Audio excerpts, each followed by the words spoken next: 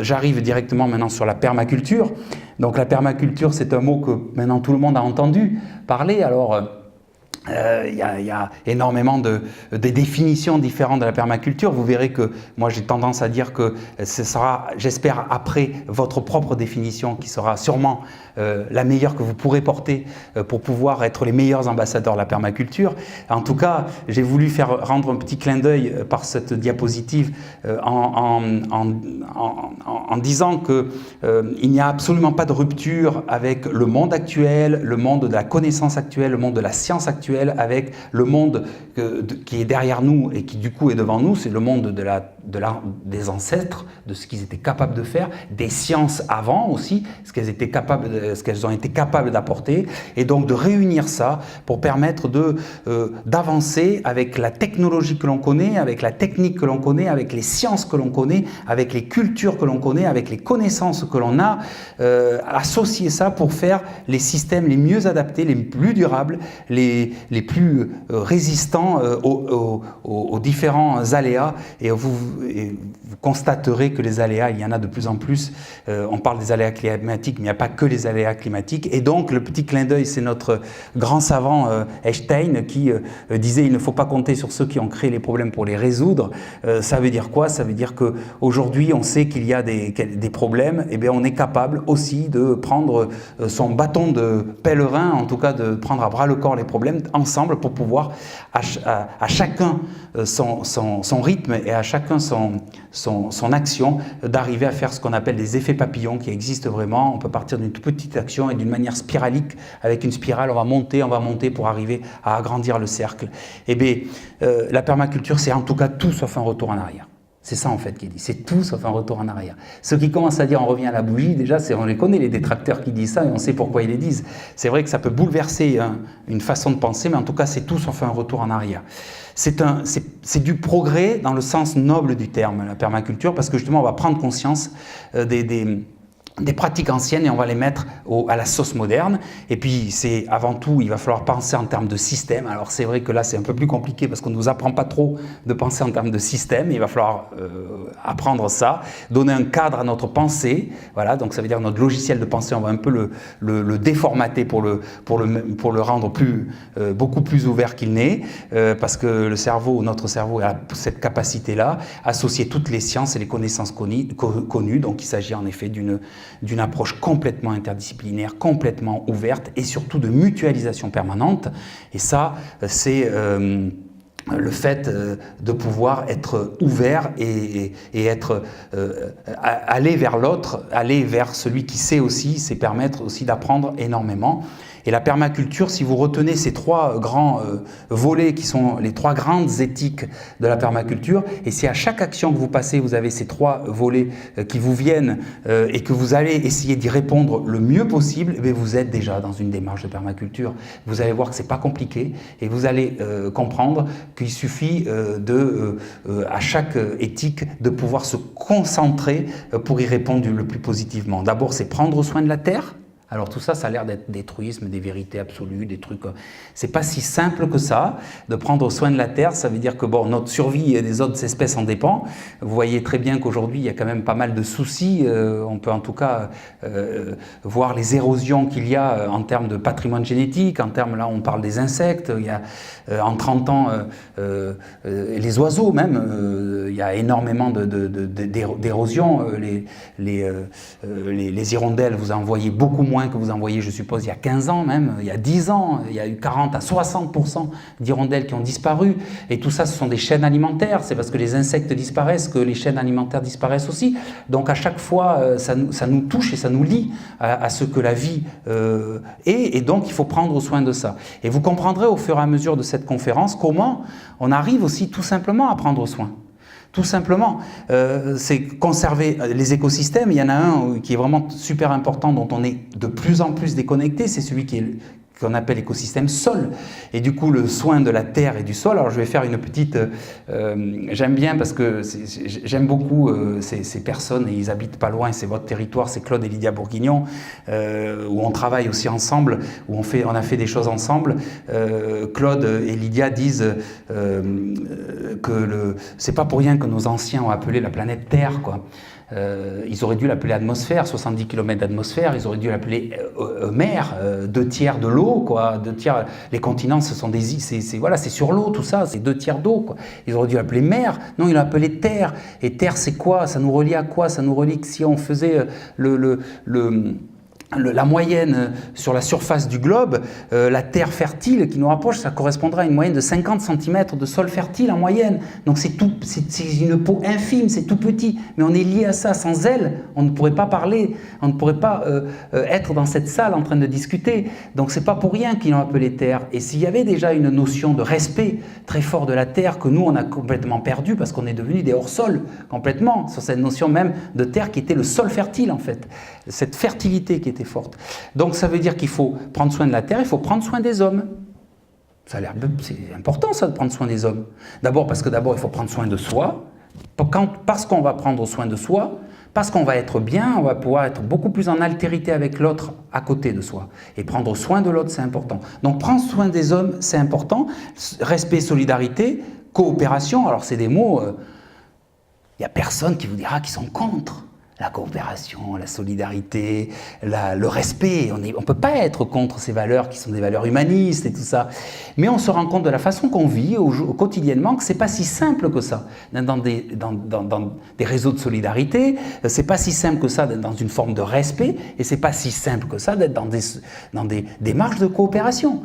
Donc tout ça, il va falloir un peu le retravailler. Mais vous allez voir que ça peut devenir simple. Ne pas s'user dans des tâches épuisantes. C'est ça aussi qui est important. Ne pas s'user dans les tâches épuisantes, ça veut dire aussi de ne pas faire en sorte que quand on va consommer un bien, qu'au bout de ce bien, de cette chaîne-là, il y ait des gens qui se soient éreintés pour nous servir, nos esclaves des temps modernes.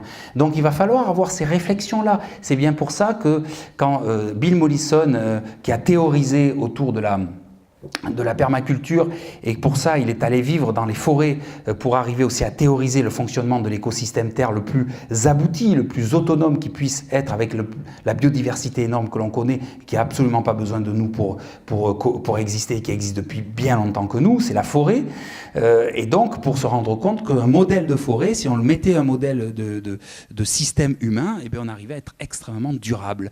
Et avant tout, c'était aussi de se poser la question des énergies, de qu'est-ce que dans nos civilisations qui maintenant sont mondialisées, notre civilisation elle est mondialisée, ces énergies que l'on utilise en permanence, qui sont des énergies qui sont liées à une économie extractive, donc des énergies qu'on va extraire en permanence, ces énergies-là qui sont souvent au détriment de nos esclaves au bout de la chaîne, qui font que aujourd'hui notre gasoil n'est pas cher, je peux vous dire par rapport au coût réel environnemental et social qu'il y a derrière, ou même le gaz, ou même le plutonium, toutes ces énergies qui sont des énergies d'extraction, comment on peut arriver à amoindrir sa consommation et au fur et à mesure, tranquillement, doucement, d'une manière transitoire, on peut aussi arriver à s'en échapper de ces énergies-là.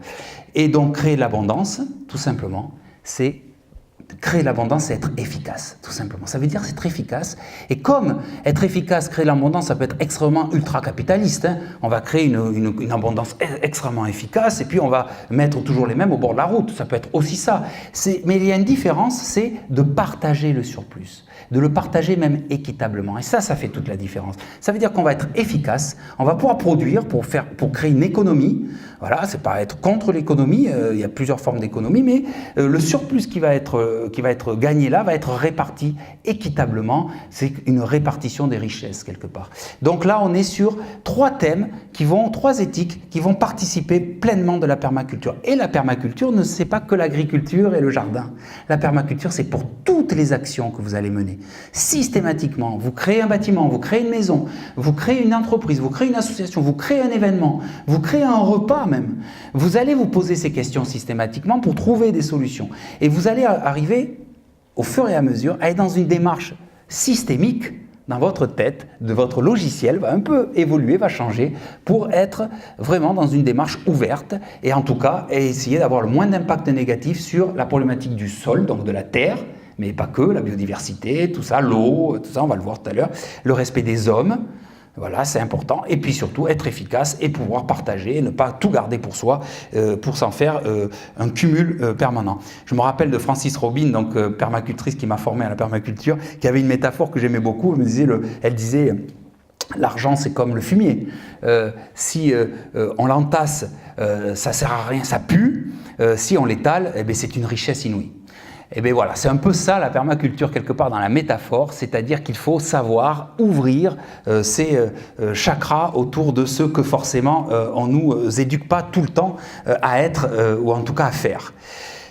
Une fois dit ça, la permaculture en termes de généralité, ça parle d'une vision politique, c'est extrêmement politique. D'abord, il faut pouvoir répondre à des besoins qui sont primordiaux, c'est les besoins de pouvoir s'abriter. Alors je vous dis ça, voilà, on peut se poser la question de notre société aujourd'hui, de l'abri, voilà, d'une forme de... Est-ce que tout le monde est capable d'être abrité aujourd'hui, de répondre à des besoins de nourriture, voilà. L'alimentation est très importante.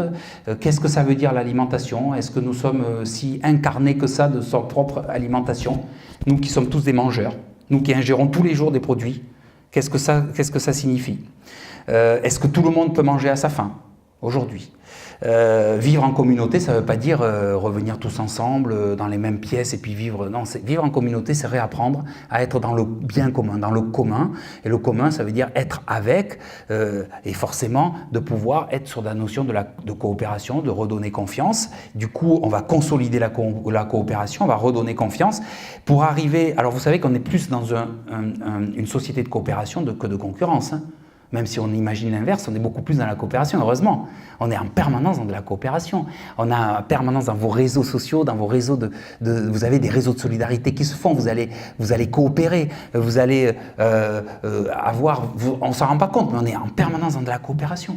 Et donc cette coopération, il faut la mettre, il faut la conscientiser tout simplement et aller la mettre au devant et puis se dire c'est possible. Parce qu'aujourd'hui, si le monde n'était pas coopérateur ou coopératif, plutôt, eh bien, on serait des barbares et puis on serait dans une violence permanente. Donc on est de toute façon dans la coopération. Mais pour cela, il va falloir redonner confiance, apprendre la notion de confiance. C'est pas parce que la personne en face de moi n'a pas la même vision qu'il ne faut pas avoir une forme de confiance pour comprendre les enjeux, pour comprendre ce qu'elle est, pour peut-être m'apporter des choses en termes de compétences, en termes d'aptitude, en termes de connaissances, en termes de savoir-faire, en termes de savoir-être. Enfin, il y a énormément de choses que la personne peut m'apporter. Et du coup, la permaculture doit toujours partir d'une vision simple. Alors simple, ça ne veut pas dire simpliste. La nature crée que la complexité. Il n'y a que nous qui avons inventé la notion de simplicité. Mais vision simple, ça veut dire qu'il ne faut pas se prendre la tête, il ne faut pas créer des usines à gaz ou qui seront tout sauf être inclusives par rapport à d'autres. Et puis surtout, il faut que ce soit positif. Il faut se faire plaisir. C'est important la notion de plaisir. Moi, je suis en tout cas... très attaché à se dire il n'y a pas mieux, en tout cas pour moi, que de me faire plaisir quand je fais quelque chose, et parce que je vais me faire plaisir, je vais d'abord être curieux et continuer à apprendre, et parce que je vais être curieux et continuer à apprendre, et que je me suis fait plaisir, je vais transmettre.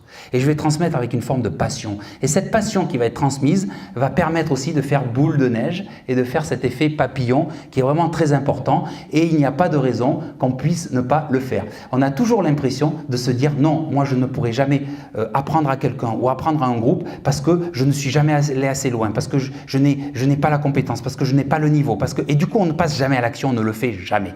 Eh bien il faut maintenant transgresser cette idée-là en se disant il n'y a pas de raison, j'ai une passion, j'aime, j'ai fait des choses, je ferai peut-être des bêtises, mais je vais transmettre ce que j'ai envie de faire, de mes actions que j'ai menées ou que je suis en train de mener. Et déjà ça, on est dans une logique d'éducation permanente, d'éducation populaire, de pouvoir donner envie d'éveiller, d'émerveiller, d'être positif, et puis du coup d'être faisable, de se dire c'est possible. On peut le faire, et donc c'est parce qu'on peut le faire qu'on va pouvoir le faire avec les autres, et puis mutualiser ce que l'on sait faire et que l'on peut faire, ça va faire des choses, ça va construire des choses qui ont beaucoup d'importance et qui vont peut-être avoir aussi des intérêts pour vous, des intérêts pour la collectivité, des intérêts pour la communauté, des intérêts parce qu'il va y avoir des mutualisations permanentes, des interactions bénéfiques, ce que dans la nature on appelle des symbioses. Et puis il y a une notion très importante, c'est le côté il faut que ça soit intégratif. Alors là, c'est compliqué. Parce que, en fait, on a quand même une façon d'être et je fais pas le procès de personne, j'en fais partie, où on est plus des exclus, on exclut beaucoup plus que l'on inclut, parce qu'il est beaucoup plus facile, quand on a un problème, de l'exclure. D'appuyer sur éjecte, c'est beaucoup plus simple. Ou de dire, oh j'ai le truc pour tuer le problème ou pour éluder le problème, je sais faire. C'est tellement plus simple.